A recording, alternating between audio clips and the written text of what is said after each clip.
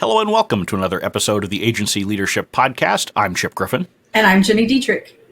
And today we're going to talk about business development because we know that all of you hate thinking about business development, but you all want it. Correct. And so we're going to talk about how you do business development in 2021, right after this.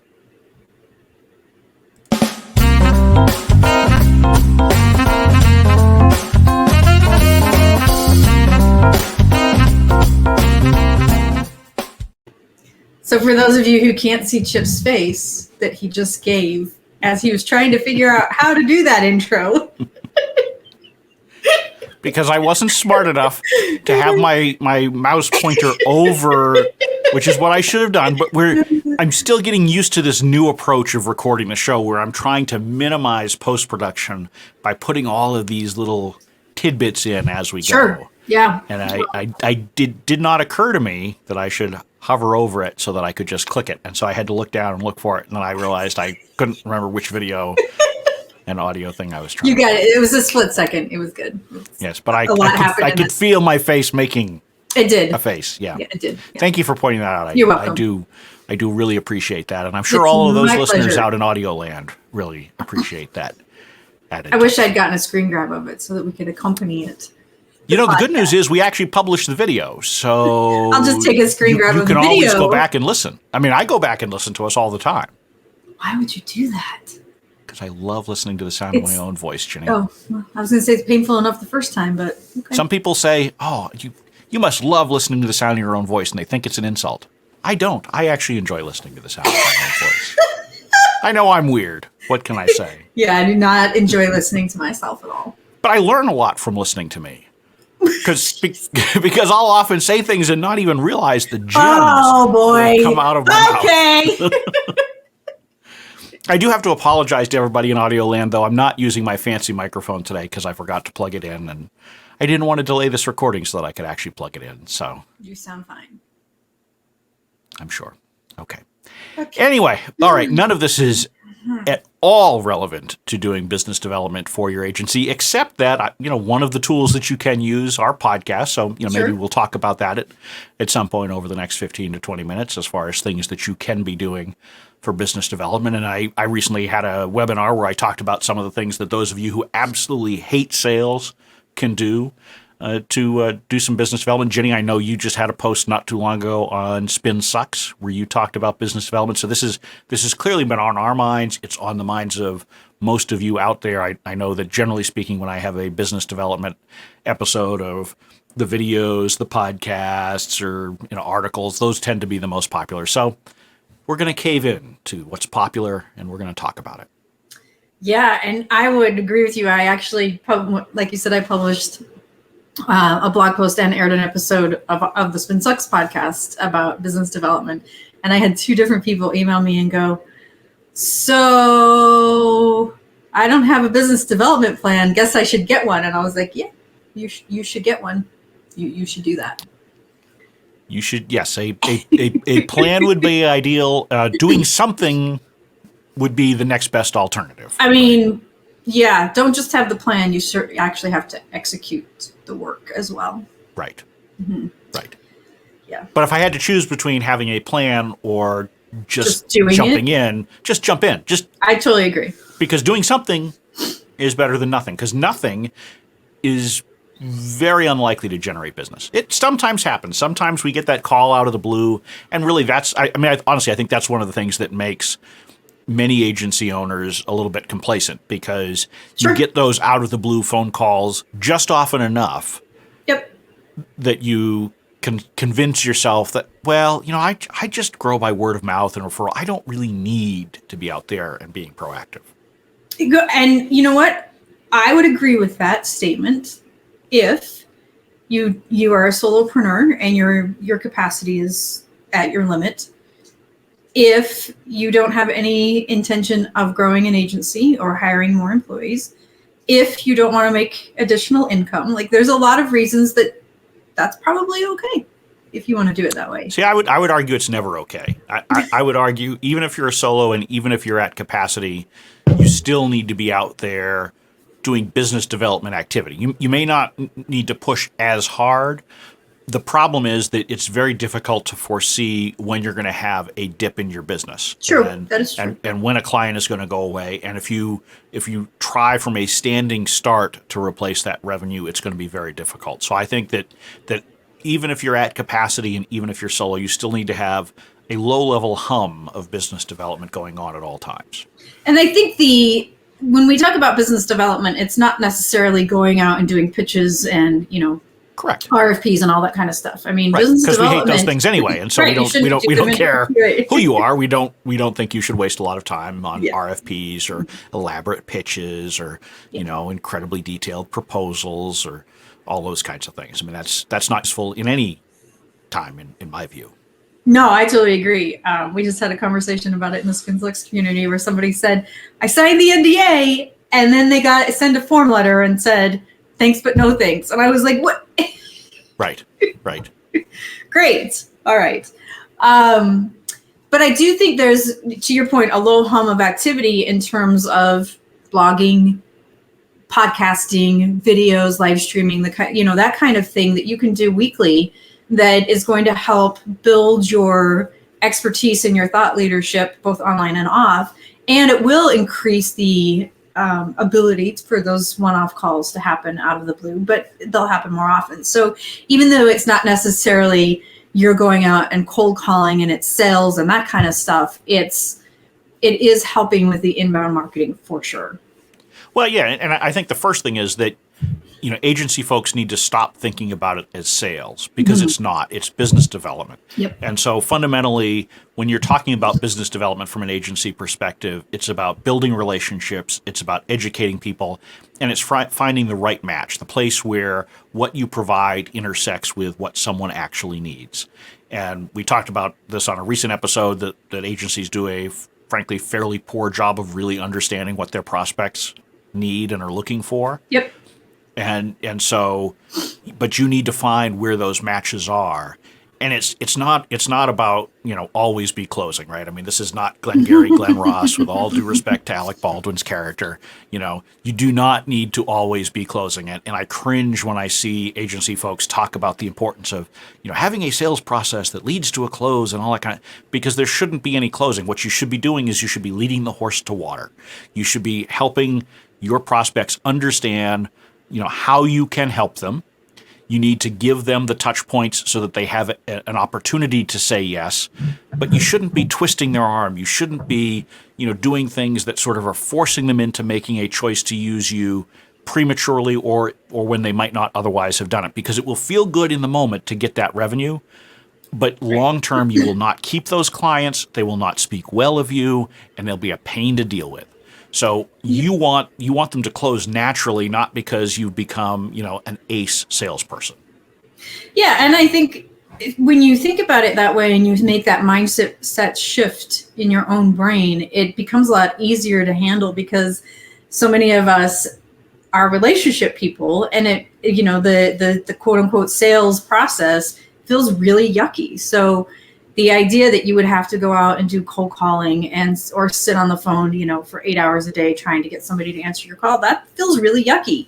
But when you think about it, it should feel yucky because it is. Yeah, I have zero. There are people who are great at it, but sure, that's not my cup of tea. So I think it's just a shift in your mindset in terms of I'm providing value, I'm building relationships, and if it's the right prospect for me and we can do the work for them, then let's find a way to make it work. But I totally agree with you. It's not a let's close.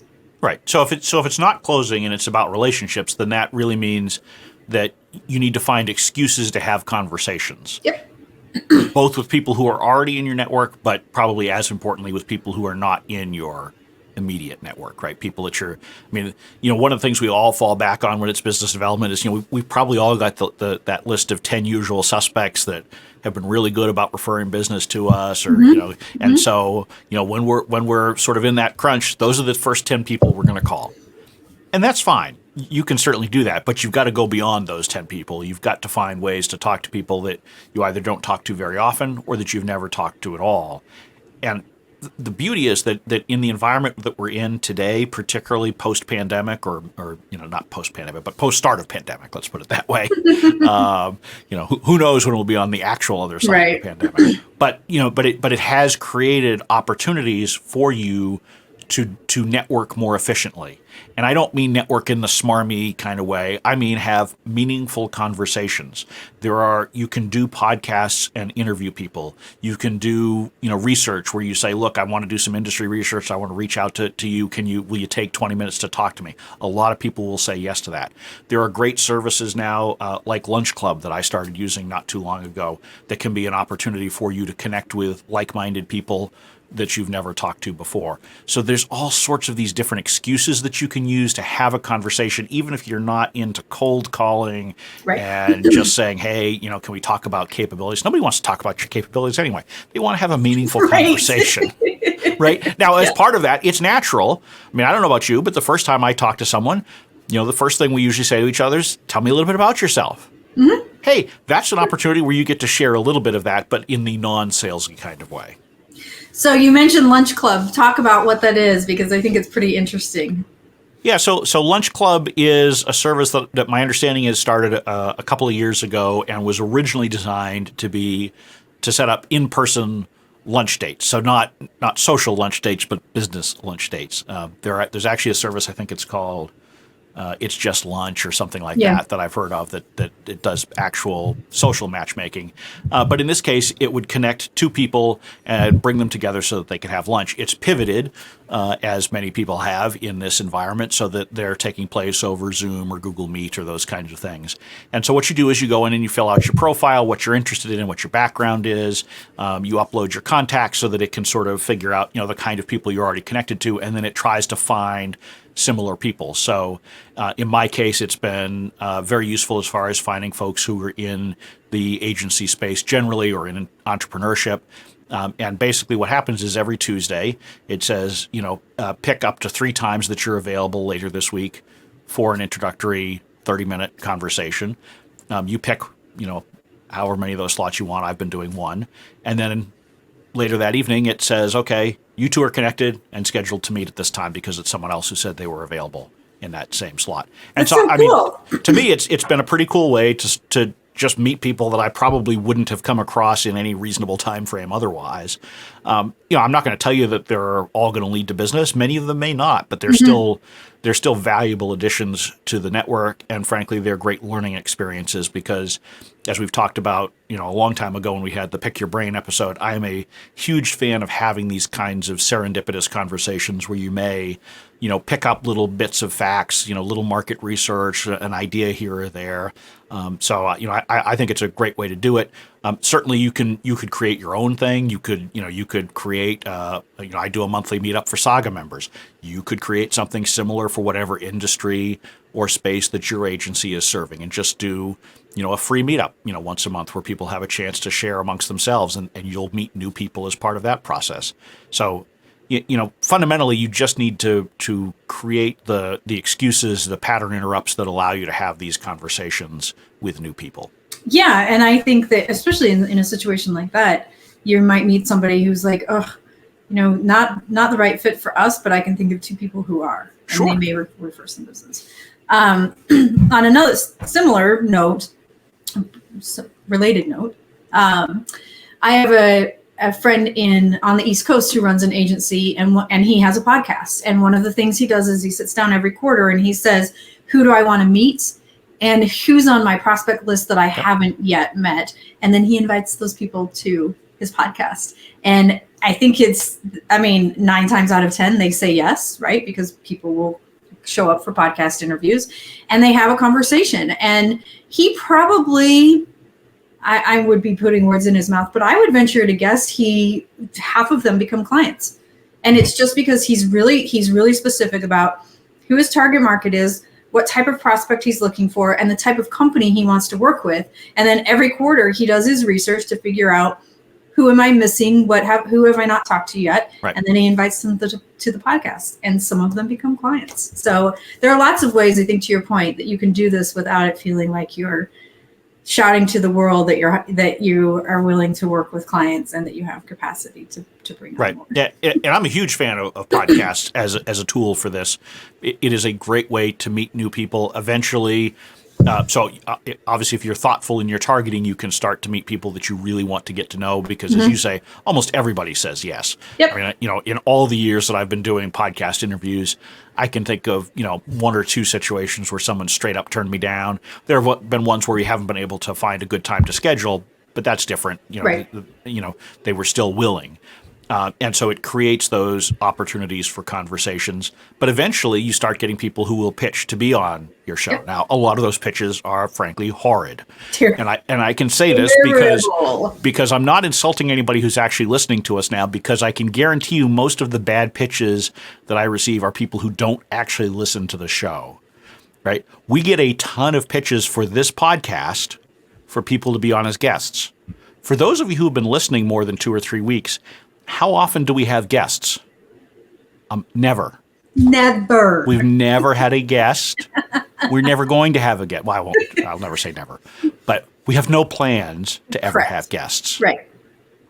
This is an opportunity for Gini to ridicule me each week. There's no need for someone really to get in is. the way of that. Yeah. Okay. Although Karen Swim did a very nice job on your live stream last week. Yes, Karen. Yes.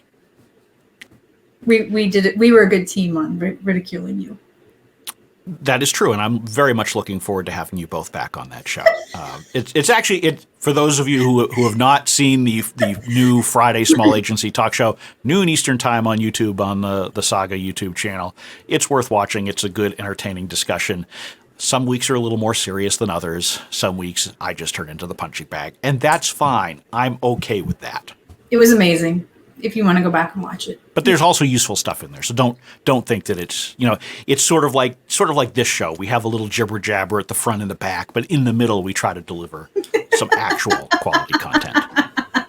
But podcasts are a great way to do that. I often talk about how I like people to have a nifty 50 list, so 50 people that they want to deepen their relationship with, either someone that they don't know at all yet, or people who maybe you know a little bit, but you're like, well, I worked with them 10 years ago. I really, they're doing something now that would be really interesting to talk about. I need to strengthen it. There are all sorts of little things you can do. You can leverage social networks to have touches and appear on someone's radar. You can like their posts. You can retweet them. You can reply. You can comment. You can endorse them on LinkedIn. Absolutely. I mean, there's all these little things that you can do that just, it gives you an opportunity to be in front of people, because part of good business development is being in the right place at the right time. So you have to be known. You have to be credible, but you also have to be in the right place at the right time. And so that means finding ways to just show up on people's radars on a regular basis, so that when they say, oh, I need a digital agency or a PR agency or an SEO agency or whatever, you're there. They're absolutely. Like, oh yeah, I just talked to Chip. Yep. I should go have a conversation with him about this. Yeah. And I would even add in there that, in the Spin Sucks community, there are not many non-communicators, but there are a few videographers, web developers, search experts. There are a few in ancillary businesses. And so whenever somebody has a question about those types of things, those people pipe up, or I will say, hey, I'll tag somebody and say, hey, Greg, can you talk to this? Or Dave, can you talk to this? Or, whatever it happens to be. And they're able to find business that way too. So they've joined a community where it's not necessarily their people, but it's in an ancillary business where they might be able to find clients. So I would venture to guess that some of those guys in our community in those ancillary businesses have probably gotten 3 to 5 new clients in the last year just from doing that. So there are things like that you can do as well. Absolutely. And looking to other agency owners can be a good way to generate new business. So finding these connection points in the Spin Sucks community, in the SAGA community. I know from the first meetup of the year that we did in January that several of the agency owners talked together with each other afterwards, and some of that has already led to new business less than a month later. That's great. Because you have to keep in mind that there's value in talking to other agency owners, because Absolutely. Nobody has the exact same focus and specialty that you do. I mean, even if you're two PR agencies, you serve different customers, maybe different geographies. Maybe one's got too much on their plate, and so they need to find a solution. There's all sorts of different ways that you can collaborate with other agencies, and so walking away from the idea that they are competitors and instead looking at them as potential collaborators can be a very good way to generate new business. Totally agree. And I think that's, we've talked about this before, but I think that's a really good thing to keep in mind, is that other agency owners are not necessarily competitors, and you can get a lot from working with them. Right. 99.9999999% of other agency owners are not true competitors to you. Yeah. I would go so far as to say almost 100%. Yeah, I would agree with that. And even to the extent that folks are competitors, you can still sometimes have some co-opetition. Yep. You may still find yourself forced to partner with them on certain projects. I know when I've worked for some larger agencies, we've had circumstances where we have people that we do view straight up as competitors, but sometimes you still have to work for the same client. Yeah. And so you need to find a way to play nice in the sandbox. And at the end of the day, if you do that, the client will respect you and you'll do better. And the agencies that suffer are the ones that view their competitors on those kinds of things as someone they need to try to steal business from. Right. And again, that's one of those things. May feel good in the moment, doesn't pay off in the long term. Bad idea. Because it's you have to approach business development in agency world in particular as a long game. It's a relatively small community of communicators, and so if you engage in bad behavior, it's going to be remembered, and so people will talk about it. People will absolutely talk about it. I mean, I'm going to let you know all the secrets. Sometimes Ginny and I gossip in the pre-show or the post-show about some of the bad behavior that we've seen. I mean, hopefully it's not you, because if you're listening, chances are you are one of the better actors out there. Oh, boy. Well, we love our audience, don't you, Ginny? Come on. We do love our audience, but you're pandering. Well, I mean, a little pandering's okay. As long as they understand that I'm pandering. So therefore it's not as bad. Fair. All right. Very fair. I mean, the smarmy ones are the ones who are pandering and you're like, "Oh my God, does he actually believe this, or is he really just putting on?" I was at an event online a week or two ago, and someone one of the presenters was becoming very emotional during a sales pitch. And it was one of those ones where you're sitting there wondering, is this a show, or is this individual really emotional about what they're talking about? And it was difficult to tell, which is not really good, right? Anyway, so... Well, I can't wait to hear the backstory on that. So on that note, let's go so I can hear it. Well then, okay. So we've given you all of our that is the tip of the iceberg on business development. Go ahead and let us know if there are specific areas of business development that you'd like us to talk about on future shows, because we know it is certainly on your mind, and we're happy to do deep dives on more narrow focused topics here within the business development space. So you can reach me at chip@small-agency-growth.com. Ginny, do you want to give out your email address, or just tell them to go to your website so that you don't get inundated with spam like I do? Spinsucks.com. Spinsucks.com. See, you're much more protective of your email address. I don't really care. I mean, I get so much spam anyway. What's a little bit more? Oh, yeah. My inbox is out of control. Yeah. On that note, I'm Chip Griffin. And I'm Ginny Dietrich. And it depends. Thank you for listening to the Agency Leadership Podcast. You can watch or listen to every episode by visiting agencyleadershippodcast.com or subscribing on your favorite podcast player. We would also love it if you would leave a rating or review at iTunes or wherever you go to find podcasts. Be sure to check out Ginny Dietrich at spinsucks.com and join the SpinSucks community at spinsucks.com/spin-sucks-community. You can learn more about me, Chip Griffin, at smallagencygrowth.com, where you can also sign up for a free community membership to engage with other agency leaders.